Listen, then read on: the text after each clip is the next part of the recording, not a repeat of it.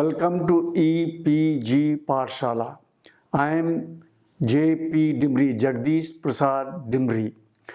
I am retired professor of Russian from the English and Foreign Languages University, Hyderabad, which was earlier known as Central Institute of English and Foreign Languages.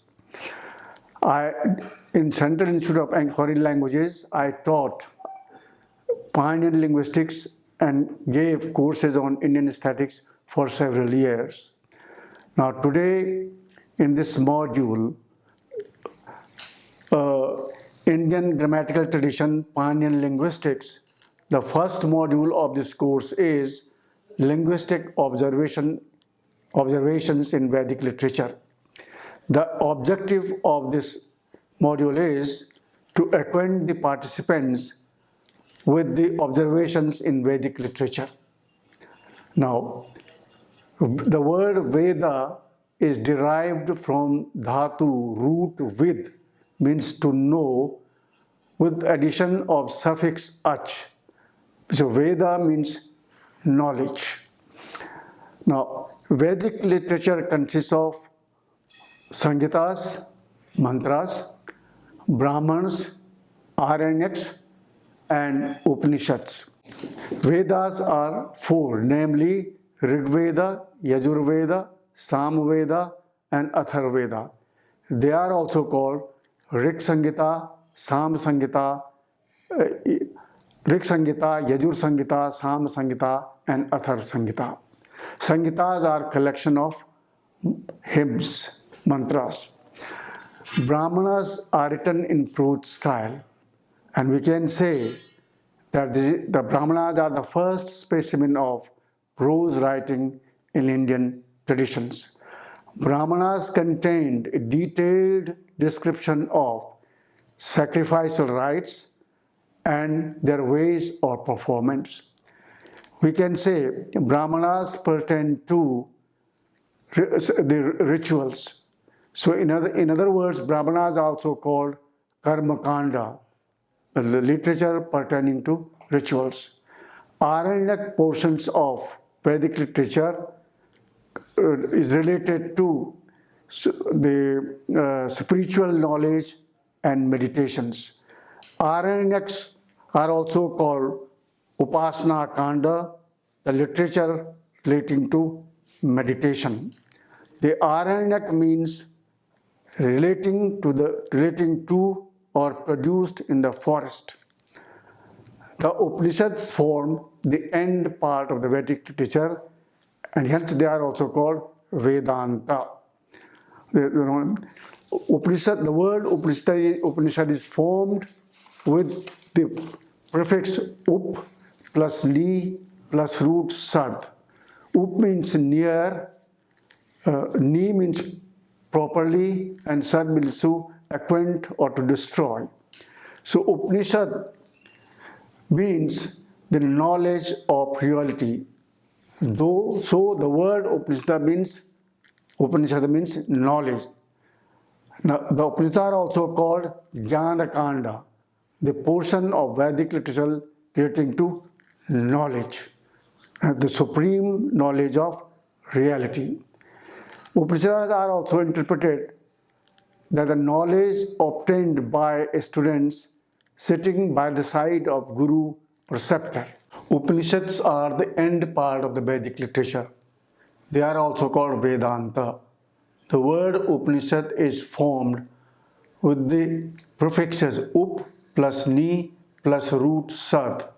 Up means near, ni means perfectly or properly, and sad means to attain or destroy. So Upanishad means the knowledge of reality. The word Upanishad means knowledge. The Upanishads are also called Jnana Kanda, the portion of Vedic literature relating to supreme knowledge. In other words, Upanishads deal with the knowledge of Brahman, the ultimate reality of the universe. Upanishads are written in both prose and verse forms.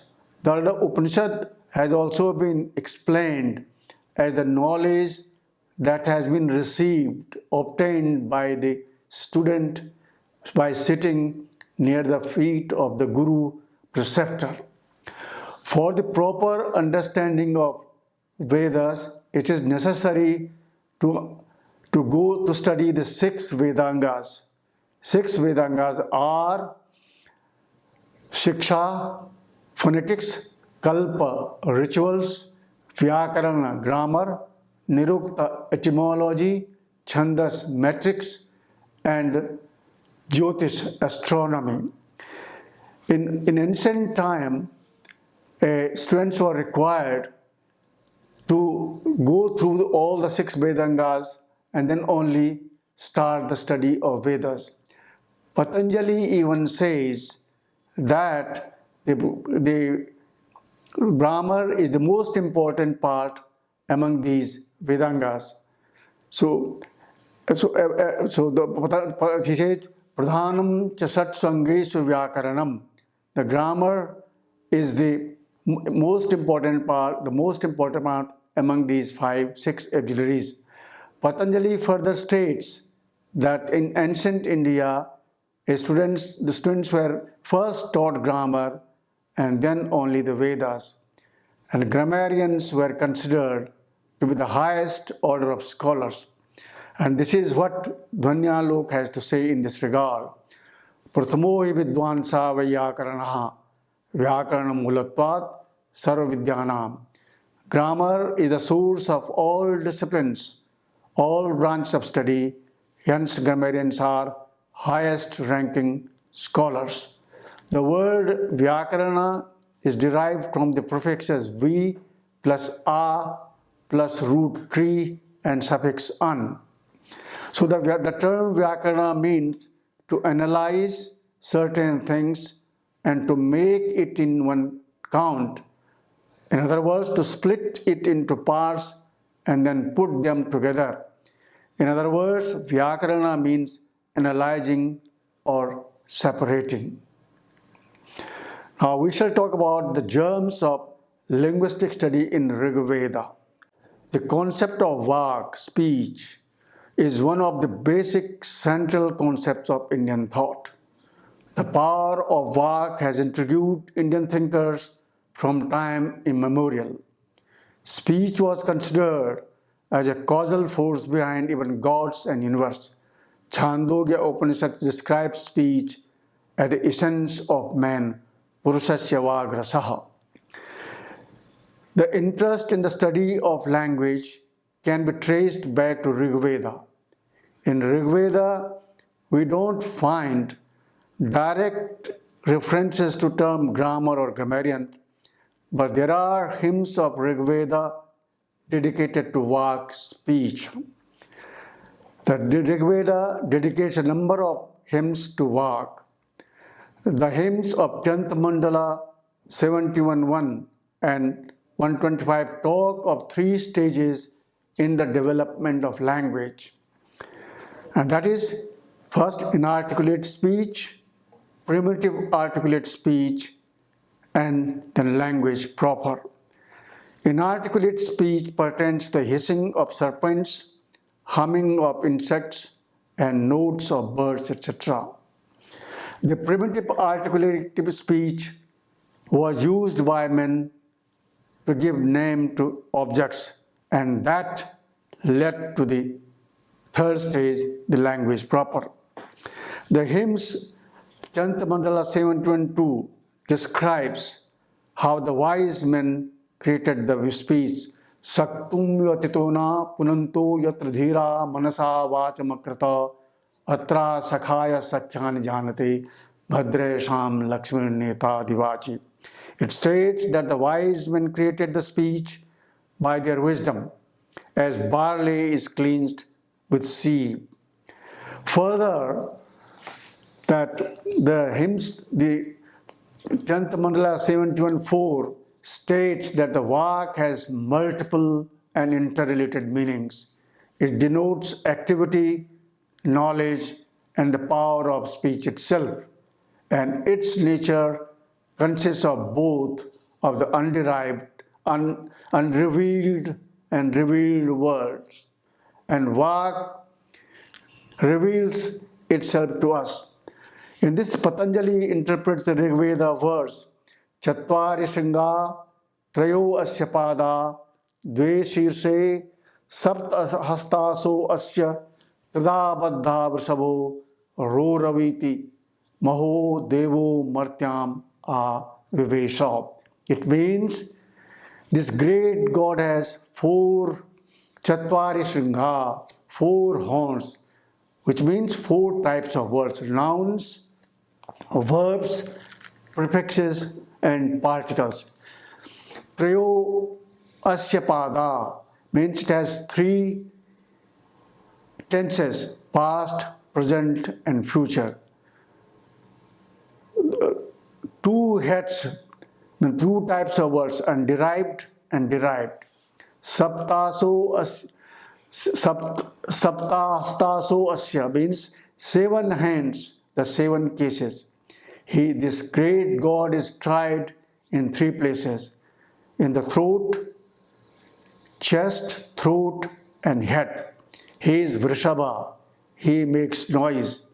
The great God, which means sound, entered the men. So, now we shall talk about the development of linguistic study during the period of Brahmanas and Aranyakas. The interest in the study of language deepened during the period of Brahmanas, and the first branch of linguistics to attain independent status was the study of phonetics. The attempt was here to preserve the sacred texts in a strictly oral tradition, to preserve not only the words but their correct pronunciation and accent. And this led to an inquiry into prediction of speech sounds. At the time of Brahmanas, around 800-1000 BC, phonetics was fully developed as a science. It is interesting to note that Attare Aranyaka analyzes various sounds in terms of different objects in the nature. It compares consonants to the nights and vowels to the days. In one passage, the consonants are compared to the body, the voice to the soul, and fricatives to the breath. In yet another passage, the plosives are said to be a form of earth, the fricatives of the atmosphere, and the vowels firmaments. In another passage, the fricatives are compared to breath, stops to the bones, vowels to marrow, semi-vowels of flesh, and blood. Now, we find interesting observations in Vedic literature about the theory of syllabic division, syllabification. So, and with regard to this, we find 3 theories of syllabification. While defining the Sanghita, 3 theories of syllabification can be discerned. Pani defines Sanghita as Paraha Sannikarshaha Sanghita. Closest proximity between sounds is Sanghita. These three theories of syllabifications are, as given by Siddheshwar Verma in his book, Sanghita is interval between 2 syllables. Sanghita is interval by which the accent or the quantity of 2 syllables is distinguished. Sanghita is a pronunciation of 2 syllables which are neither entirely separated nor united. So to conclude, we can say that in Vedic literature we find very interesting observation with regard to literature, with regard to language. And we can say that attempt was made to distinguish the day-to-day language from the literary language. Above observations indicate that during the Rig Vedic period, an attempt was made to distinguish day-to-day speech from the literary language. And during the period of Brahmanas and Aranyakas, the phonetics was well developed into a developed branch of linguistics.